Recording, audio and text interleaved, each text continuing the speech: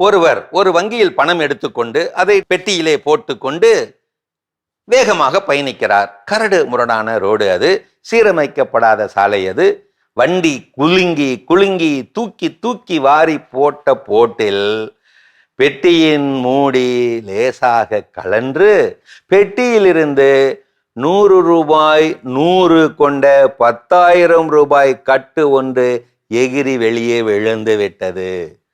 இது தெரியாமல் அவர் போய்கொண்டே இருக்கிறார். பெண் குறிப்பு, அவர் போய்கொண்டே இருக்கிறார், அவ்வளவுதான். இனி அவர் கதையில் வரமாட்டார்.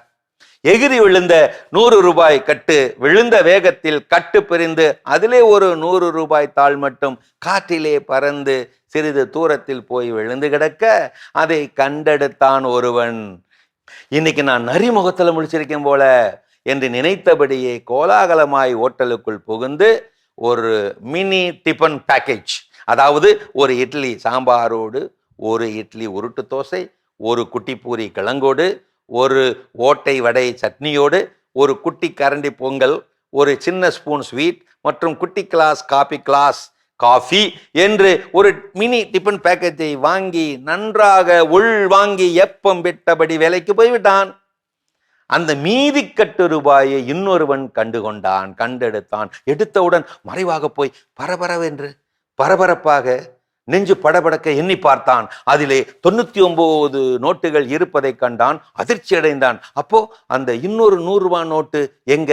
மொத்தம் 100 இருக்கணுமே, 99 தானே இருக்கு. அது எங்க? இங்கதானே பக்கத்துல விழுந்து கிடக்கும். தேட ஆரம்பித்தான். வந்த பாதையிலும் தேடினான், போன பாதையிலும் தேடினான், பக்கவாட்டு பாதையிலும் பார்த்து தேடினான், பறந்து போன பாதையெல்லாம் தேடினான்.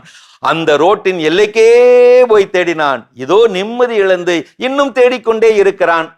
அவனை பத்தி தகவல் கிடைச்சா கொஞ்சம் சொல்லி அனுப்புறீங்களா? கொஞ்சம் நிம்மதியா இருக்கும். கதையை கதைத்து விட்ட பாடம் சொன்னார் பாதிரியார் சேவியர் அந்தோணி. பார்த்தீர்களா? உணர்ந்தீர்களா? 100 ரூபாய் பணத்தை பார்த்தவன் திருப்தியாக மினி டிஃபன் பேக்கேஜ் சாப்பிட்டு அனுபவித்து ஏப்பம் விட்டு மகிழ்ச்சியாய் போய்விட்டான்.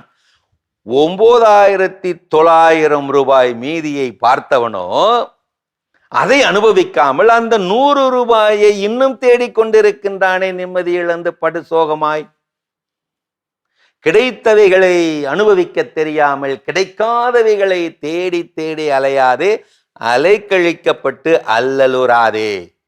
இது கவிஞர் கண்ணதாசனின் காவிய கவிவரிகள். இருக்கும் இடத்தை விட்டு இல்லாத இடம் தேடி எங்கெங்கோ அலைகிறாய் ஞானத்தங்கமே, அவர் ஏதும் அறியாரடை ஞானத்தங்கமே. உன்னையே நினைத்திருப்பான், உண்மையைத்தான் உரைப்பான், ஊருக்கு பகையாவான் ஞானத்தங்கமே, அவன் ஊழ்வினை என்ன சொல்வேன் ஞானத்தங்கமே.